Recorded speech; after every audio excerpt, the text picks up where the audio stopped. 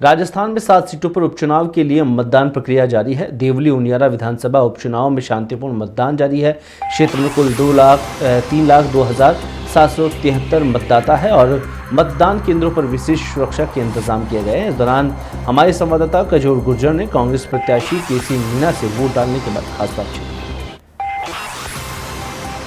देवली उनियारा उपचुनाव शुरू हो गए हैं, सुबह 7 बजे से शुरू हो गए हैं। वहीं कांग्रेस प्रत्याशी कस्तूरचंद मीणा, केसी मीणा यहाँ पर पहुंचे हैं, गांव रोहित में पहुंचे हैं, मतदान किया है। आइए उनसे बातचीत करते हैं। देखिए सर, आपने मतदान किया है, क्या कहेंगे? आज जो है 13 नवंबर है और हमने आज विधानसभा क्षेत्र का जो देवली उनियारा का है, यहाँ पे मैं लोकल होने के नाते, यहाँ का लोकल प्रत्याशी होने के नाते 28 साल में मेरे ख्याल से पहली बार लोकल प्रत्याशी ने एक मतदान किया है और मैंने मतदान मेरी फैमिली के साथ, मेरे गांव वालों के साथ, सबके साथ मिलकर के किया है। किन मुद्दों को लेकर आप मौका मिला तो किन मुद्दों को आप प्रायोरिटी देंगे इसमें? मुद्दे देखो, ऐसा है, मुद्दे कुछ भी नहीं है क्योंकि मैं पिछले 15 दिनों से सारी विधानसभा के अंदर सारे गांव ढाणी शहर में सब जगह गया हूँ। मुद्दे छोटे छोटे हैं, बहुत ही छोटे छोटे हैं, जिनको कि हम लोग बैठ के और छोटे छोटे फंड के अंदर हम लोग रिजॉल्व करेंगे। जैसे शिक्षा है, स्वास्थ्य है और सिक्योरिटी है, क्योंकि आज व्यापारी वर्ग को सिक्योरिटी चाहिए, आज जो ग्रामीण आदमी को उसको एम्प्लॉयमेंट चाहिए और जो दूसरे लोग जो कहीं दूसरी जगह काम करें तो उनको एम्प्लॉयमेंट एक बहुत बड़ा मुद्दा है। तो हमने सोचा है, इसके लिए हमने लिस्ट डाउन किया है और हम चाहते हैं कि इन पे काम करें। बात करें सर, स्थानीय उम्मीदवार बनाया गया है, गांव में एक लोगों में काफी उत्साह है, वहीं मतदान को लेकर बड़ा उत्साह देखा जा रहा है, क्या कहेंगे? बिल्कुल सही बात है ना। जो आप स्थानीय उम्मीदवार की जो है एक बार 28 साल के बाद में बहुत बड़ी भूमिका है और उस भूमिका में लोगों के अंदर, यही नहीं गांव के अंदर बहुत सारी जगह पे पूरे जिले के अंदर उत्साह ये है कि लोकल उम्मीदवार को बहुत दिनों बाद टिकट दिया है। तो सारे लोग, इवन कुछ लोग जो दूसरी पार्टी के भी हैं, उन लोगों ने भी कास्ट किया है कि भाई हम लोग स्थानीय उम्मीदवार को वोट कास्ट करेंगे। बात करें सर, जो चुनाव प्रचार प्रसार रहा है, यहाँ पर आपने हर जगह रोजगार को लेकर विशेष बात की है, रोजगार पे विशेष फोकस किया है। नहीं, रोजगार पे किया है क्योंकि आज हम जानते हैं हमारे एरिया के अंदर, हमारे जो सवाई माधोपुर ले लो, हमारे टोंक ले लो, हमारे कोटा ले लो, उनके बीच में आसपास कोई एक बड़ा उद्योग नहीं है और हमारे जो एम्प्लॉयमेंट के लिए हमारे लोग बाहर जाते हैं, जैसे आज जयपुर जाते हैं, दूसरी जगह जाते हैं। तो हम ऐसा माहौल क्रिएट करें, हम लोग इस तरह के बड़े जो इंडस्ट्री के लिए बात करें, तो उस वजह से हमारे लोग यहाँ पे आएंगे और यहाँ रहेंगे और उनको कुछ एम्प्लॉयमेंट मिलेगा। बात करें सर, आपके गांव रोहित में आने की जो रोड है काफी जर्जर अवस्था में, काफी परेशानी को लोगों को सामना करना पड़ रहा है। बिल्कुल, ये तो देखो सरकार का, देखो 10 महीने से सरकार चल रही है और सरकार को देखना है। अब हमारे जैसे गांव के अंदर, हम जिस ढाणी में रहते हैं यहाँ पे, उनके लिए रोड ही नहीं है। तो अब यही सारी कंडीशन सभी जगह है। तो ठीक है, सैंक्शन हो गया है, इसका बन जाएगा रोड, ऐसी कोई बात नहीं है, लेकिन काम हो जाएगा। बिल्कुल सैंक्शन हो गया है। मतदान किया है आपने, क्या सोच के मतदान किया, क्या कहेंगे? अच्छा काम करेंगे। अच्छा काम करेंगे भाई। देखिए, बात करते हैं, युवा है, आपने मतदान किया है, किन मुद्दों को लेकर मतदान किया? सबसे बड़ी खुशी है कि पहली बार स्थानीय नहीं, हमने लोकल स्थानीय उम्मीदवार की एक मांग की थी, तो पहली बार हमारे पूरे देवली विधानसभा उनियारा विधानसभा क्षेत्र से हमारे लोकल उम्मीदवार आए हैं। तो हमको अच्छा ही, मतलब शिक्षा स्वास्थ्य के लिए बनाने के लिए अच्छा ही काम करेंगे। और काफी उम्मीदें लोगों को है शिक्षा स्वास्थ्य के लिए। और बात करते हैं सर, काफी दिनों, कई चुनाव के बाद इस बार स्थानीय प्रत्याशी बनाया गया, गांव का प्रत्याशी बनाया माँ की, तो क्या कहेंगे उसको लेकर? हमारे गांव में तो दीपावली है, दीपावली जैसा हर्ष और उल्लास है। हमारे गांव में कोई पार्टी पॉलिटिक्स नहीं, हमारे गांव का प्रत्याशी है। हम किसी पार्टी वाल्टी किसी को नहीं, हमारे तो प्रत्याशी, मतलब दीपावली आ रही है गांव में, बड़ा हर्ष और उल्लास है। यहाँ कोई जातिवाद नहीं है, यहाँ कोई भेदभाव नहीं है। ऐसे भी अच्छा शिक्षाप्रद उम्मीदवार है, बिल्कुल शांत वातावरण, शांत स्वभाव का। गांव रोहित में 3 दीपावली, पहली बार साहब 3 दीपावली आ गई, 3 दीपावली आ गई साहब गांव में। और गांव भी, हमारे गांव को कौन जानता था? एक बूंदी जिले के बॉर्डर पे, टोंक जिले के लास्ट गांव है। और यहाँ से एक कांग्रेस के प्रत्याशी उम्मीदवार बनाया गया, तो हमें बहुत ही गर्व की बात है। मतलब गांव वासियों में काफी गर्व है, युवा है, गांव का प्रत्याशी बना है, किस तरीके से देखते हैं? सर एक ही माहौल बने इसमें यहाँ पे कि हमें बहुत दिनों के बाद में ऐसा कैंडिडेट मिला जो हमारे को साथ लेकर चले, हमारी भावनाओं को साथ लेकर चले, हमारी शिक्षा चिकित्सा जैसे रोड से संबंधित बातें और स्वास्थ्य से लेकर बातें उन पे काम करे। और ये काफी दिनों से एक ही डिमांड थी हमारी विधानसभा में कि मैं एक स्थानीय और शिक्षित उम्मीदवार मिले। बिल्कुल, लोगों का कहना है कि स्थानीय और शिक्षित उम्मीदवार मिले। मतदान किया है, क्या कहेंगे आप? किस तरीके से 30 दीपावली इस गांव में मनाई जा रही है? भाई साहब, हमारी पहली प्राथमिकता है कि हमारे गृह जिले के लोकल उम्मीदवार ईमानदार, कर्मठ और शिक्षित युवा को टिकट दिया गया। इसके साथ हमें सभी से बहुत उत्कृष्ट है, हमारे पहली बार हमारे एरिया को उम्मीदवार को टिकट दिया गया है पार्टी, तो इसके लिए बार बार धन्यवाद। बिल्कुल, स्थानीय उम्मीदवार को टिकट दिया गया है, इसको लेकर काफी खुशी का माहौल है। कजोड़ गुजर, इंडिया वाइस टॉक। 84 विधानसभा पर हो रहे उपचुनाव में बाप की 84 विधानसभा से सांसद और बाप पार्टी संयोजक राजकुमार राउत ने वोट डाला। मतदान करने के बाद सांसद राजकुमार राउत मीडिया से रूबरू हुए, जिन्होंने बीजेपी पर निशाना साधा। मीडिया से बात करते हुए उन्होंने उपचुनाव में भाजपा पर शराब बेचने का आरोप लगाया। कहीं न कहीं हमारे देखा गया है कि बौखलाहट थी इनकी, और अगर वो चुनाव तरीके से जीतते होते तो इस तरह से घटिया स्पीच नहीं देते, धमकियां नहीं देते, अनर्गल बयान नहीं देते। मैं मुख्यमंत्री जी को कहना चाह रहा था कि आप इस विधानसभा में आए तो आप 5 साल में क्या करोगे, इस 5 सालों में क्या करोगे, हेल्थ के लिए क्या करोगे, एजुकेशन के लिए क्या करोगे, युवाओं के लिए क्या करोगे, हमारा भाई जो गुजरात पलायन हो रहा है उसके लिए क्या करोगे, उस पर बात नहीं की उन्होंने। झूठ फैलाया, भ्रम फैलाया, आरोप लगाए। एक मुख्यमंत्री जी कर्मचारी को धमकियां दे रहे हैं खुली मंच पे कि कर्मचारी को मैं ऐसे कर दूंगा, वैसे कर दूंगा। किस लेवल की, एक वाड़पंच लेवल की स्पीच दे रहे हैं। इसके बावजूद भी 84 की जनता समझदार है। ये गोविंद गुरु महाराज की धरती रही है, संत सुरमाल महाराज की धरती रही है। इस इलाके के अंदर ही महाराणा प्रताप के साथ कंधे से कंधा मिला के रहने वाला आदिवासी समुदाय है। ये अंग्रेजी शासन व्यवस्था में अंग्रेजों से नहीं डरा, मुगलों से नहीं डरा, राजा रजवाड़ों से नहीं डरा, तो वर्तमान सरकार से नहीं डरेगा। 1500 लोगों ने शहीद हुए थे मानगढ़ पे, वो इसलिए हुए थे अपने स्वाभिमान के लिए, अपने हक के लिए। आज जिस तरह से दबाने का, डराने का, लोभ लालच करने का जो सरकार ने काम किया है, लेकिन हमें उम्मीद है 100% यहाँ पर भारत आदिवासी पार्टी भारी बहुमत से जिताएगी, क्योंकि यहाँ की जनता जागरूक है, लालच में नहीं आएगी, नहीं गुमराह होने वाली है और एक तरफा जीत होने वाली है। शराब की बात कही आप। प्रशासन को, पुलिस कल गंदवा में हुआ है, हमारे कार्यकर्ताओं ने रोक के उसको, प्रशासन को फोन कर रहे, प्रशासन आने के लिए तैयार नहीं है। हमारे कार्यकर्ता जा रहे हैं, जो फील्ड में घूम रही है पुलिस की गाड़ियां, उनको पकड़ के फिर लाके जबरदस्ती पकड़वा रहे हैं कि ये दारू है, ये पकड़ो इसको। कई जगह ऐसा हुआ आज रात के अंदर कि दबा के उन्होंने दारू बांटा है। प्रशासन पूरा मुखदर्शक बन के रहा था।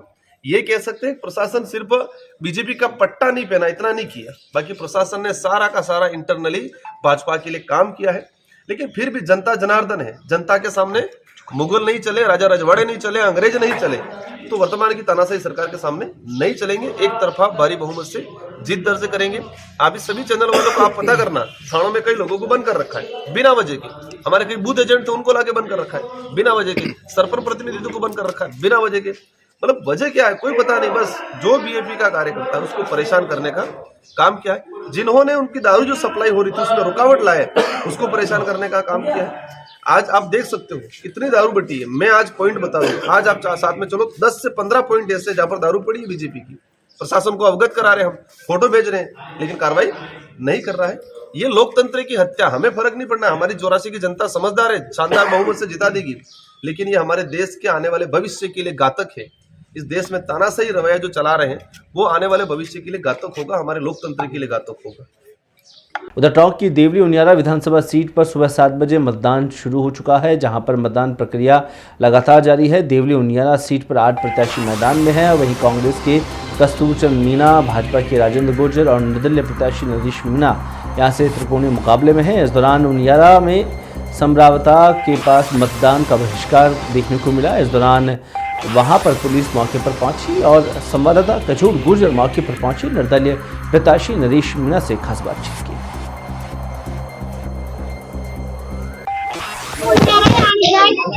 प्रदेश में उपचुनाव हो रहे हैं, वहीं देवली उनियारा में भी उपचुनाव को लेकर मतदान किया जा रहा है।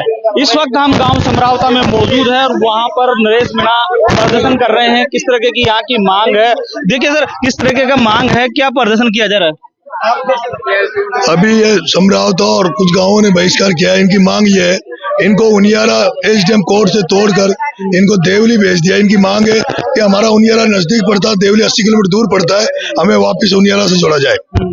अब तक किन किन अधिकारियों से आपकी बात हुई है, क्या आश्वासन आप द्वारा दिया गया है? यहाँ एसडीएम बैठा, तहसीलदार बैठा है, पुलिस के अफसर बैठे। हमारी मांग है कि इनकी बस की नहीं है, हमें जब तक कलेक्टर साहब नहीं आएंगे जब तक हम बैठे। संपर्क हुआ कलेक्टर से, क्या आश्वासन मिला? हमें कलेक्टर साहब की ही यहाँ आएंगे तभी हम नहीं हमें डीएम। बिल्कुल, यहाँ पर उपखंड अधिकारी मौके पर पहुंचे हैं और समझाइश का दौर जारी है। जिस ये तस्वीरें देख सकते हैं, गांव समरावता की है, जो लोगों ने अपनी मांगों को लेकर बहिष्कार किया है। कुछ युवा है, उनसे जोड़ते हैं। किस तरह की मांग है, क्या कर रहे हैं आप? जी सर, मतलब क्या है, हमारा पहले उपखंड मुख्यालय और ये तहसील मुख्यालय उनियारा लगता था, ब्लॉक अलीगढ़, तहसील अलीगढ़ थी। तो अभी हमारे को प्रेजेंट टाइम में वहां से तोड़ करके और देवली ब्लॉक में जोड़ दिया गया है।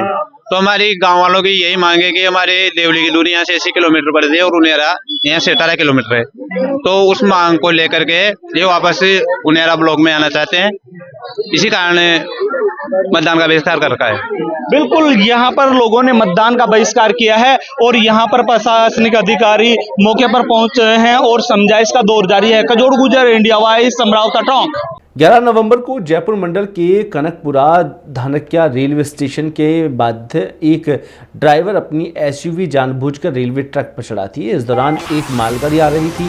लोको पायलट ने देखा कि एसयूवी ट्रैक पर फंसी हुई है। उससे संबंधित रेल कर्मचारियों को सूचित किया। रेलवे सुरक्षा बल को सूचना मिलते ही मौके पर पहुंचे, लेकिन एसयूवी का ड्राइवर गाड़ी को जैसे तैसे रेलवे ट्रैक से निकालकर भाग गया।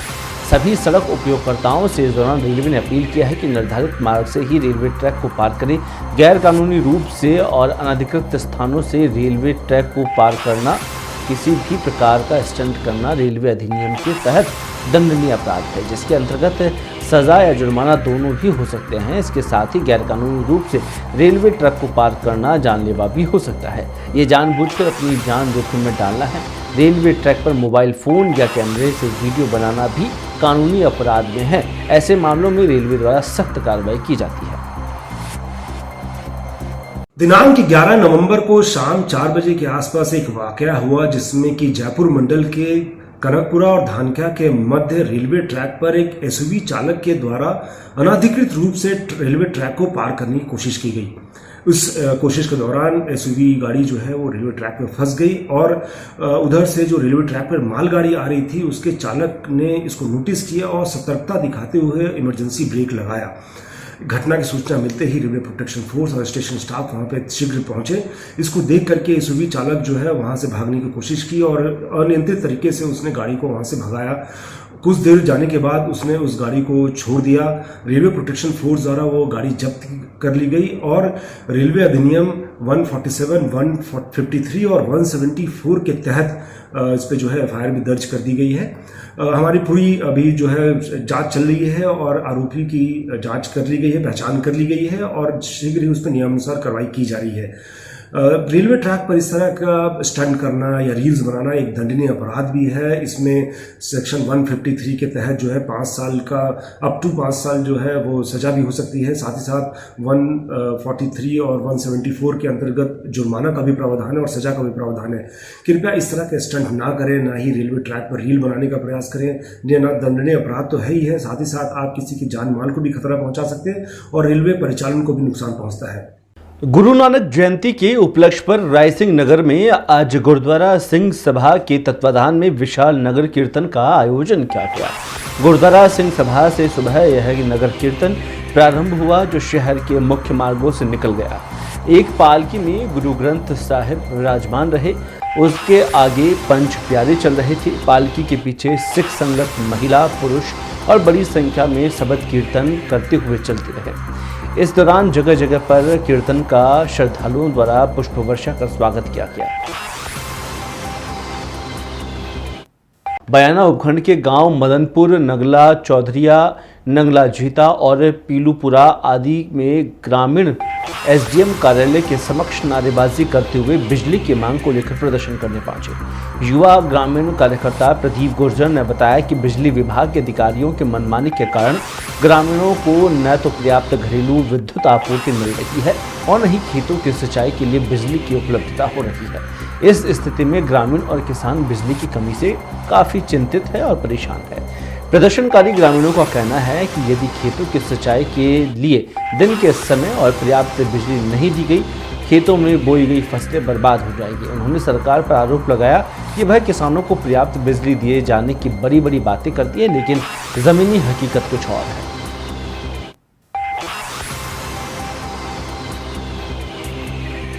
खेतड़ियों में पक्षियों का शिकार करने का मामला सामने आया है।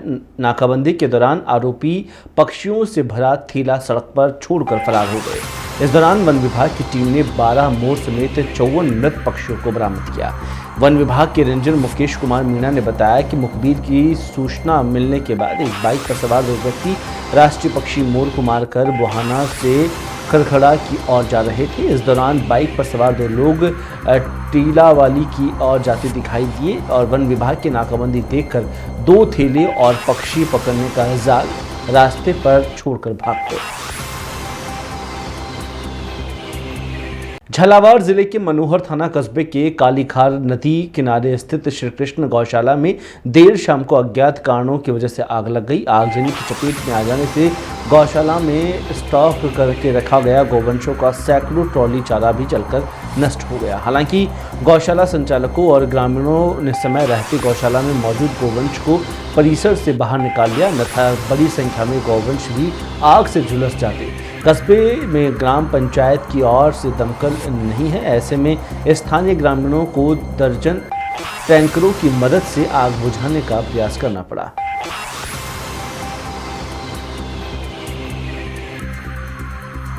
रावला मंडी में एक शादी समारोह में शामिल मेहमानों और उनके परिजन अचानक बीमार हो गए। जानकारी के मुताबिक जिन्होंने रात में शादी के समारोह में खाना खाया वे उल्टी और दस्त के शिकार हो गए।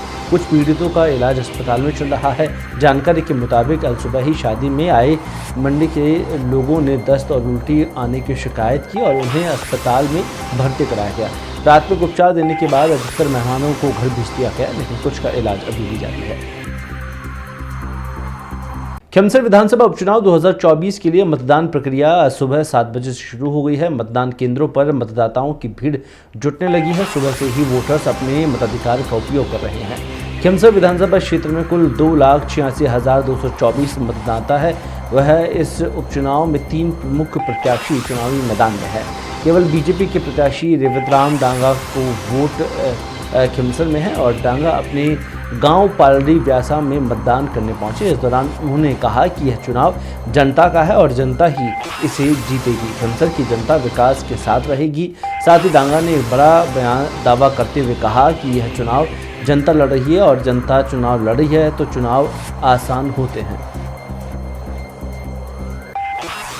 जालोर शहर के सामतीपुरा रोड पर स्थित सुंदेलाव तालाब के पास रानी भटियाणी मसीजा मंदिर में हर साल की तरह इस साल भी एक शाम मसीजा के नाम विशाल भजन संध्या और वार्षिक मेले का आयोजन 14 नवंबर को किया जाएगा। रानी भाटियाणी मसीजा ट्रस्ट के अध्यक्ष प्रकाश छाजेड़ ने बताया कि एक शाम मसीजा के नाम कार्यक्रम को लेकर विशाल भजन संध्या और वार्षिक मेले के आयोजन किए जा रहे हैं, जिसमें मंदिर के ट्रस्ट द्वारा जोरदार तैयारियां की गई है।